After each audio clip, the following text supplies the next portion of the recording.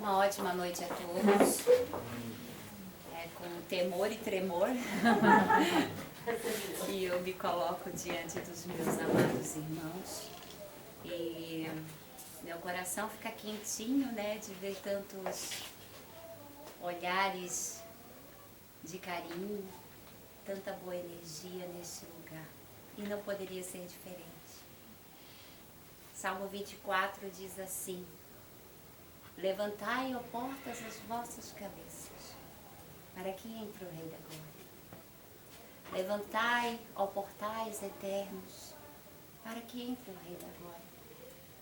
E o salmista diz: mas quem é este Rei da Glória?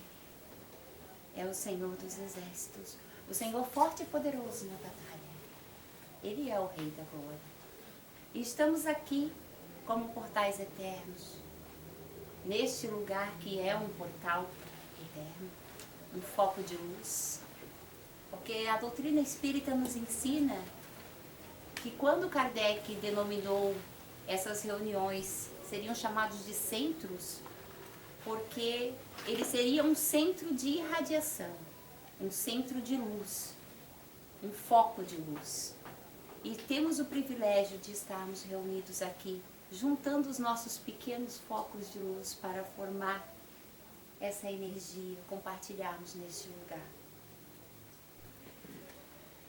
Eu queria falar hoje sobre libertação. E se eu fosse falar do livro inteiro, Libertação, ditado por André Luiz, a Francisco Cândido Xavier, não teria como, teria que fazer aí um seminário, porque o conteúdo realmente é muito edificante. Então eu peguei o índice, eu peguei só o início, que se chama Ante as Portas Livres. E eu gostaria de fazer uma leitura comentada com vocês, porque a história é longa para eu decorar tanta coisa. E olha que eu tenho uma boa facilidade para decorar. Mas é a história do peixinho vermelho, é uma lenda egípcia. Conta a história de um peixinho que vivia num aquário maravilhoso, rodeado de peixes maravilhosos, porém ele era desprezado. E ele tinha que batalhar, lutar para conseguir comer uma larva, para conseguir sua alimentação diária. A vida não era nada fácil para ele. E naquele aquário lindo, maravilhoso, todo colorido, os peixes eram parrudos, os peixes eram fortes, viviam bem, mas sobrava muito pouco para ele, porque ele era menosprezado, ele não tinha posses, ele não era lá grande coisa. Então elegeram para eles um rei, o que tinha umas barbatanas mais bonitas lá, e eles elegeram ele como rei. Bem, ele não encontrando um lugar para ele ficar, naquele vastíssimo domicílio, porque parecia que era muito grande, o pobrezinho não dispunha de tempo para lazer e começou a estudar. E falou: já que eu não posso brincar com ninguém, ninguém quer nada comigo, mal dá para comer, vou estudar. E ele se interessou pelo estudo. Aí ele fez um inventário de todos os ladrilhos do aquário. Ele sabia onde que tinha mais lama amontoada, onde que não tinha. Fez um inventário de quem estava comendo mais, quem estava comendo menos, quem era mais favorecido, quem não era. Até o dia que ele chegou no escoadouro, achou uma grade, a grade do escoadouro. E nesse momento ele disse assim: não será melhor pesquisar a vida e conhecer outros rumos? Ele optou então pela mudança. Mas apesar dele não se alimentar muito bem, ele viu que ele tinha que fazer mais dieta ainda, ficar mais magro, para poder passar pela grade. E imaginem, a vida já era difícil. Agora ia ter que ficar um pouquinho, se restringir um pouquinho mais. Mas a curiosidade era maior. E ele disse: olha, eu acho que vale a pena o sacrifício.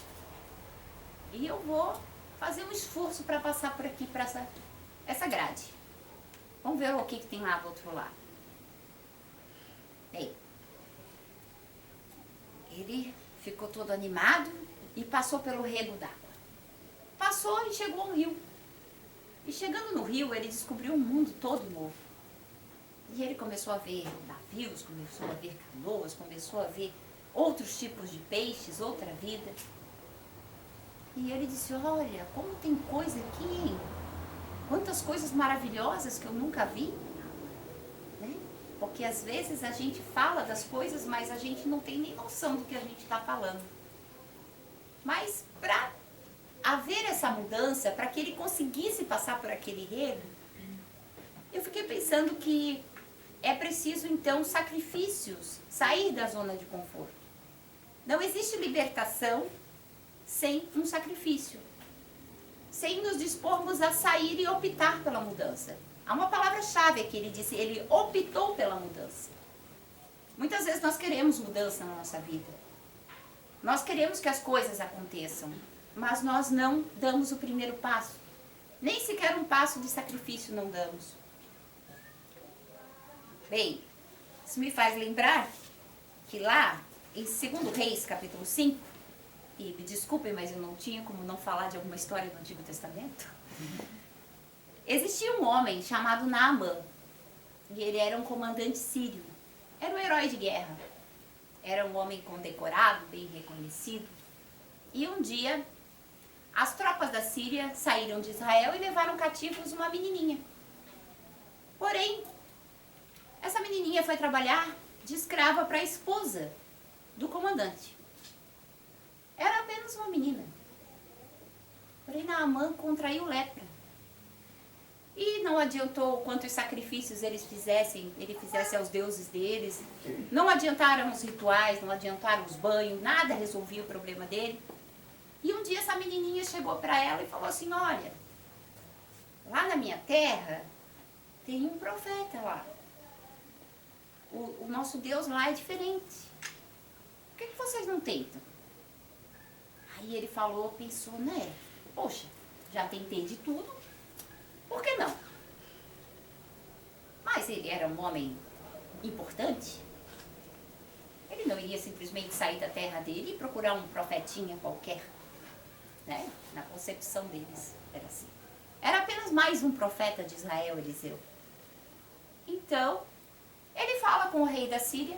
O rei da Síria envia uma carta para o rei de Israel, aquela burocracia toda que vocês conhecem, sabe como é que é, né? Quem depende de serviço público sabe como é que é, mais ou menos assim, vai mandando para o outro. E o rei de Israel ficou indignado e disse, quem que esse homem acha que eu sou? Que eu sou Deus? Que eu sou um curandeiro? O que ele acha que eu sou para curar ele?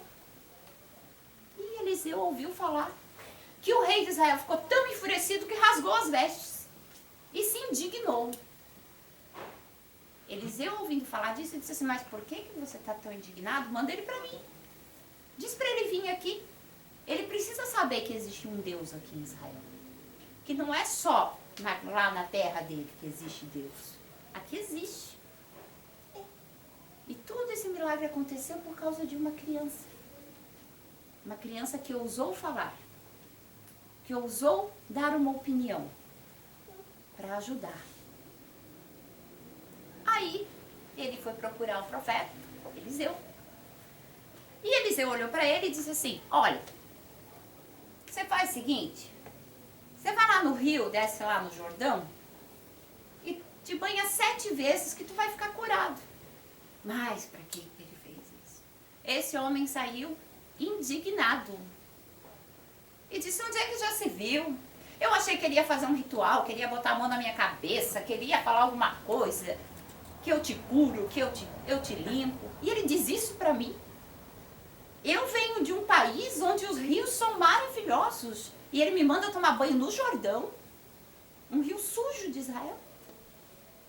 E ele voltou muito indignado. Isso me faz lembrar que como é difícil nós aceitarmos que muitas vezes a vontade de Deus, as coisas como elas têm que ser, não são do nosso jeito. Não é como a gente quer. Muitas vezes Deus está ali conduzindo o nosso caminho, colocando pessoas no nosso caminho, está ali colocando tudo na nossa frente e nós não enxergamos porque não era como eu queria. Por causa do meu orgulho. Então o meu orgulho me faz impedir. Eu não consigo enxergar Deus nas entrelinhas. Não consigo. Porque eu acho que eu sou importante. Porque eu sou um peixinho gordinho no aquário. E o meu aquário é tão bonito. O meu aquário é lindo. Eu sou um peixinho gordinho. Muito bem alimentado, obrigado. Com barbatanas muito coloridas. Eu sou tão importante. Como que alguém vem dizer pra mim? Eu esperava algo maior. Mas as coisas de Deus, elas são simples, elas acontecem nas entrelinhas. E muitas vezes estamos tão distraídos com as cores do aquário que não percebemos. Porque nós nos distraímos. Como eu disse no começo, no Salmo 24, levantai, ó portas, as vossas cabeças. E ultimamente nós só andamos de cabeça baixa. Quando não é olhando para o celular, é olhando para o nosso umbigo. Infelizmente é assim. Então Naamã, mais uma vez alguém muito pequeno falou com ele, um dos soldados, e disse assim: mas meu senhor, o senhor veio de tão longe, o rio está ali, é tão simples, por que o senhor não tenta? Está ali, é pertinho, já estamos aqui mesmo. Eu sei que não era aquilo tudo que o senhor esperava, não é aquela honra que o senhor merecia, mas não custa tentar. E ele então decide, isso é, tem razão, viajei isso tudo, foi tomando banho. Eu acredito que assim, que com toda aquela pompa dele, quando chegou no 5º mergulho, ele já devia estar desacreditado. Porque Eliseu não falou 5, não falou 6, falou 7. 7 banhos. Então eu acredito que quando chegou no 5º, ele já olhava e dizia assim, isso aqui é besteira, vamos embora daqui. Porque não é assim que nós fazemos, muitas vezes. Ah, isso aqui é bobagem, adianta ir lá tomar passe não. Não está resolvendo nada, está mudando nada. Não está mudando nada. Já tomei passe, já tomei água fluidificada, já fiz de tudo. Nada resolve. Não é assim que nós agimos? Achamos que o milagre está no passe, que está na água fluidificada, que está em ir ao centro. O milagre começa em nós, na nossa persistência, na nossa fé, na nossa confiança em Deus. O milagre somos nós. Estarmos aqui nesta noite já é um grande milagre. Eu tenho certeza disso, que não foi fácil. Que cada um de nós aqui tem as suas lepras, as suas dificuldades internas do dia a dia. Mas estamos aqui. Estamos aqui não por causa da água fluidificada, nem por causa do passe.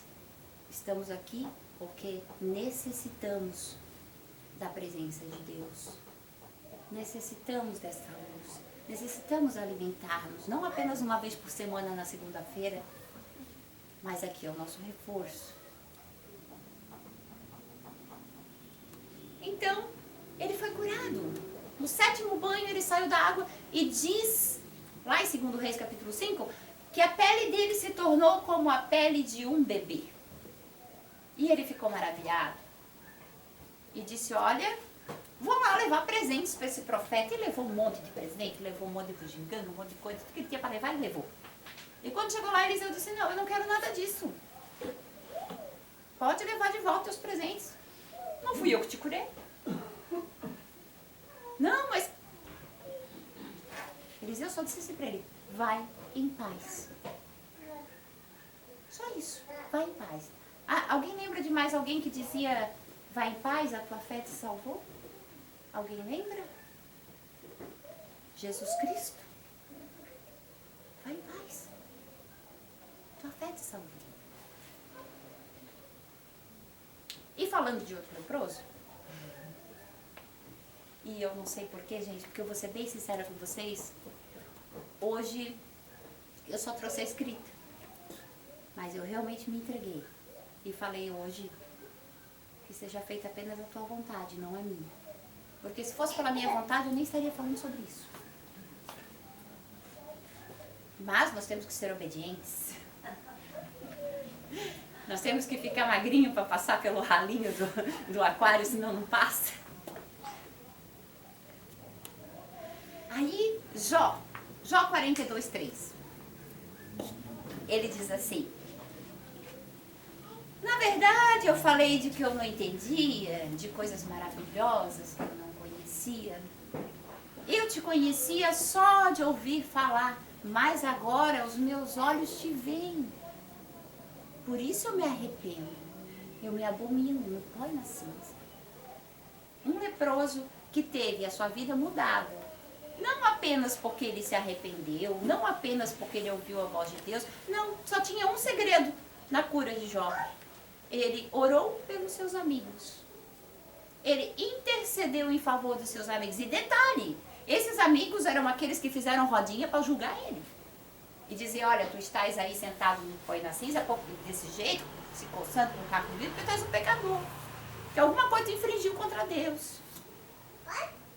Jó é o livro mais antigo da Bíblia. Jó existiu antes de Abraão.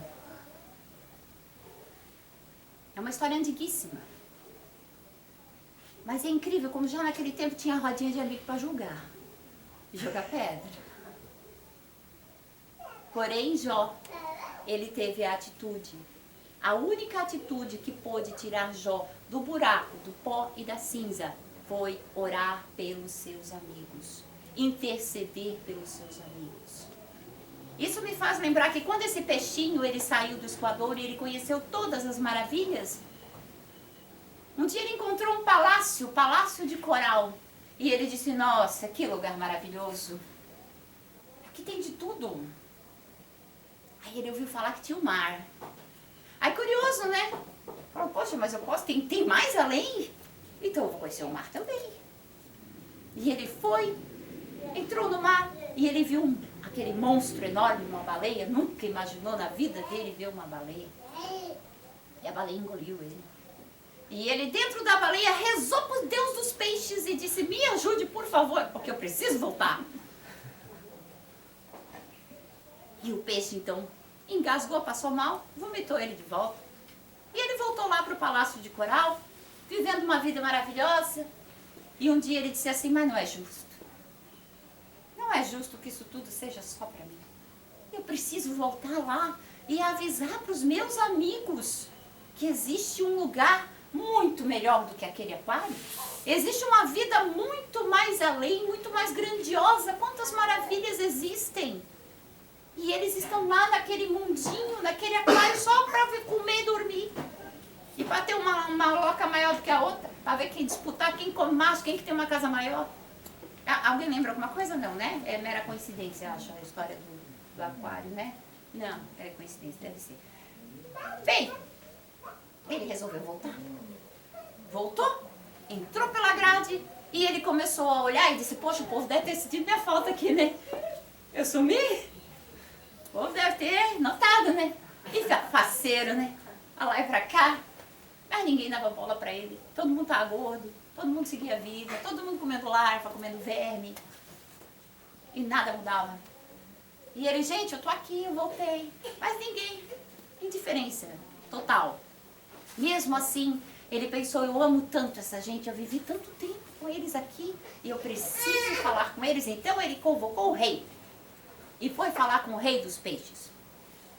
E o rei dos peixes, então, recebeu ele e disse, olha, já que ele insiste tanto, ele é insignificante, ele não é nada. Pode ver, até magrinho. E ele está contando um monte de história aí, mas tudo bem, vamos deixar ele falar. Deixaram o rapaz falar. O peixinho vermelho. E o peixinho contou. Olha, eu vi peixe gato, vi peixe coelho, vi tubarão, vi tudo que é tipo de coisa que vocês nem imaginam. Se vocês, existe um mundo lá fora. Se vocês me acompanharem, eu posso mostrar para vocês. Porque um dia isso aqui vai acabar. Mas existe um mundo muito maior além desse. E quando ele terminou o discurso, todo mundo caiu na gargalhada. Ele disse, esse menino tá louco. Que verme que tu comeu? O que está acontecendo contigo? Como diz no ditado popular, né? O que tu fumou, o que tu bebeu? Ninguém acreditava nele. Só que ele estava doido. Ele disse, não, você é louco. Só existe este reino. E só existe o nosso Deus. O Deus é nosso. Só existe esse aquário, esse mundo aqui é o que existe. Vocês estão loucos. Bom, vamos banir ele daqui. Onde é que já se viu? Só existe o nosso Deus aqui. Só existe este mundo aqui. Vocês não deem ideias para esse louco. A nossa vida é essa aqui, é maravilhosa. E outra coisa, você está querendo que eu passe por esse buraquinho aí? Essa gradezinha? Não cabe nenhuma barbatana minha. E você quer que eu passe? Não, mas vocês vão ter que fazer um sacrifício. Vocês vão ter que estudar. Vocês vão ter que emagrecer um pouco, comer menos. Vocês vão ter que fazer um sacrifício. Se vocês quiserem conhecer esse mundo novo, passar por essa grade, vocês vão ter que entrar numa dieta rígida. E daí que piorou a situação, né? Onde é que já se viu? Como quando Jesus disse para o moço rico, né? Vai lá, vende teus bens e doa para todos os pobres. Depois vem e me segue. Onde é que já se viu? Eu abrir mão do que eu tenho, abrir mão do meu orgulho, abrir mão da minha vontade, abrir mão da minha opinião, abrir mão do meu eu. Abrir mão do quê? Do meu dinheiro, do meu tempo para ir para o centro espírita. É isso que você quer? Que eu abra mão do meu tempo para ir para o centro espírita, para ir lá tocar, para ir lá ficar sentadinho, ou para fazer sopa, ou para trabalhar no bazar. É isso que você quer mesmo? É que eu abra mão dos meus prazeres, do meu tempo? Não, o pessoal não gostou da ideia. Mandaram ele embora. Mandaram ele embora, ele foi embora triste, chateado. Afinal de contas, né? Carregando tanto orgulho, tanto ciúme, tanta vaidade, não dá para passar pela grade. Não adianta. Nós vivemos nos preparando para o dia de passar pela grade.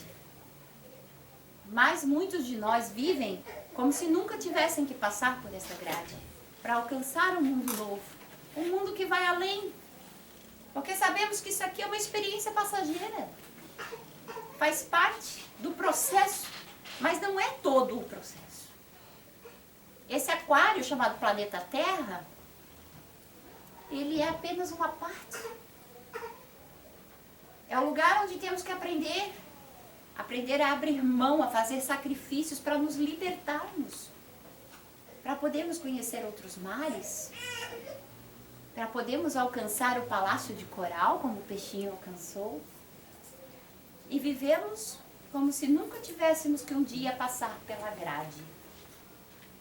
A grade do desencarne. O momento em que nós temos que dar outro passo para um novo mundo. E muitas pessoas dizem, você, não acredito nisso não. Morreu aqui e acabou. Não existe nada disso não. Não existe isso de mundo espiritual. Que isso que eu vou ter que voltar e pagar? O que eu tiver que pagar, paga aqui mesmo. É, realmente, vai pagar aqui, mas vai voltar. Porque é um dogma. Vai ter que voltar. Então o peixinho foi embora. Foi viver lá no Palácio de Coral. Essa é uma lenda egípcia. E diz que um dia houve uma grande seca. E aquele poço, que era, o aquário era um poço, né? Todo feito de ladrilhos. E aquele poço ele secou. Encheu-se de lama e os peixes morreram atolados na lama. E foi com grande tristeza que ele teve essa notícia. Porque tudo que ele queria era ajudar os seus amigos. Porque ele era amigo, os outros não eram, mas ele era amigo. Ele fez a parte dele. E é assim, meus irmãos, que muitas vezes nós passamos pela vida entre sorrisos ou entre choro, pranto, reclamações, mas não fazemos nada, absolutamente nada, nenhum passo para a mudança. Sendo que a mudança, ela tem que começar dentro de nós. Um pequeno passo, uma pequena decisão. Muitas vezes eu digo assim, nossa, eu preciso mudar isso aqui, mas é muito grande. Então não começa pelo que é grande, começa pelo que é pequeno. Aquele peixinho tinha o desprezo de todos, mas ele começou pelo que era pequenininho. Vou começar a contar os ladrilhos do aquário. Vou fazer um inventário. Vou descobrir em que lugar eu estou, onde que eu estou metido. Até que ele descobriu uma saída. E muitas vezes nós passamos pela vida apenas fazendo inventários. Apenas acumulando coisas.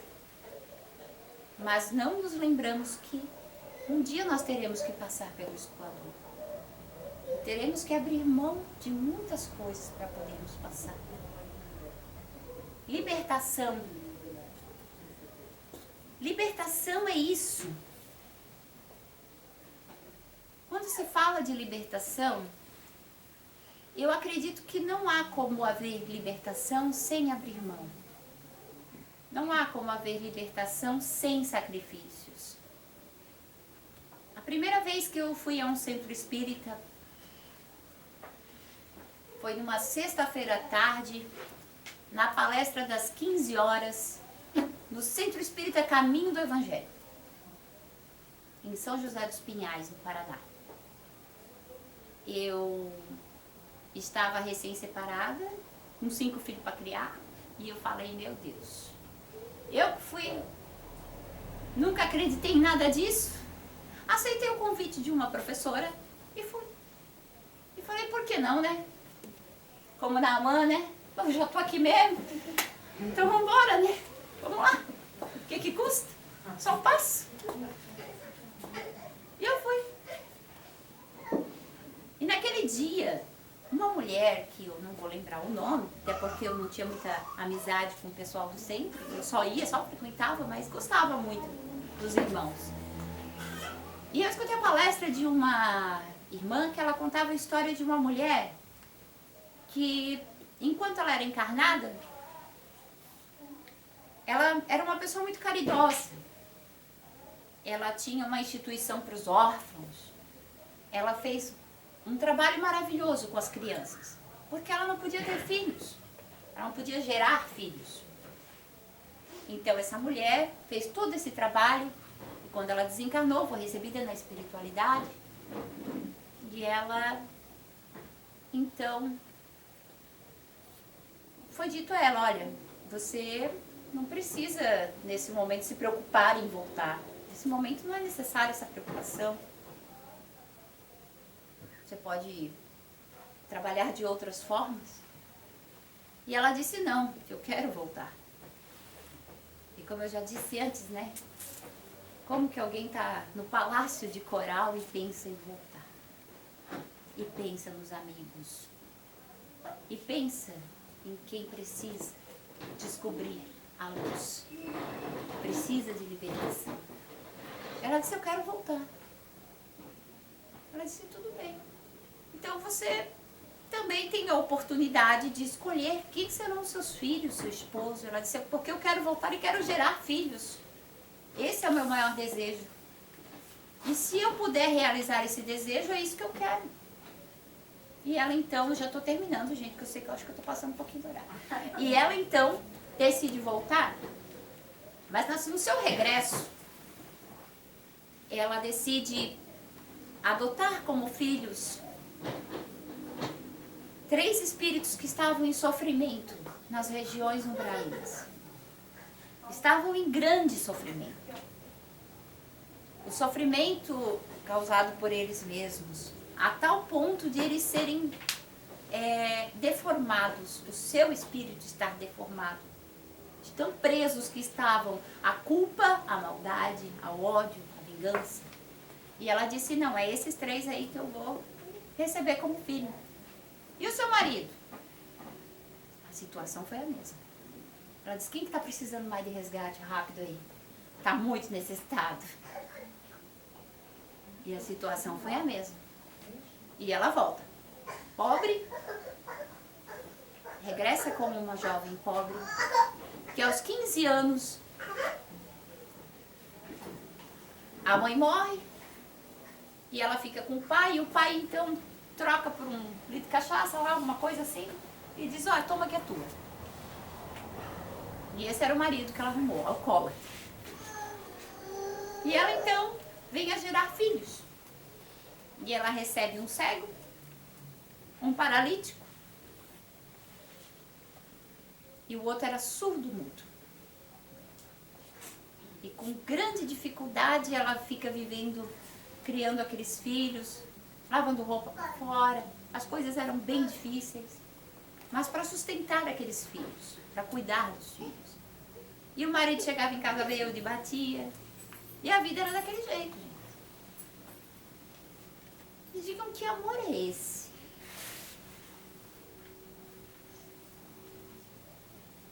Porque eu imagino assim, né? Se eu sou um espírito de luz, eu quero voltar assim. Legal, né?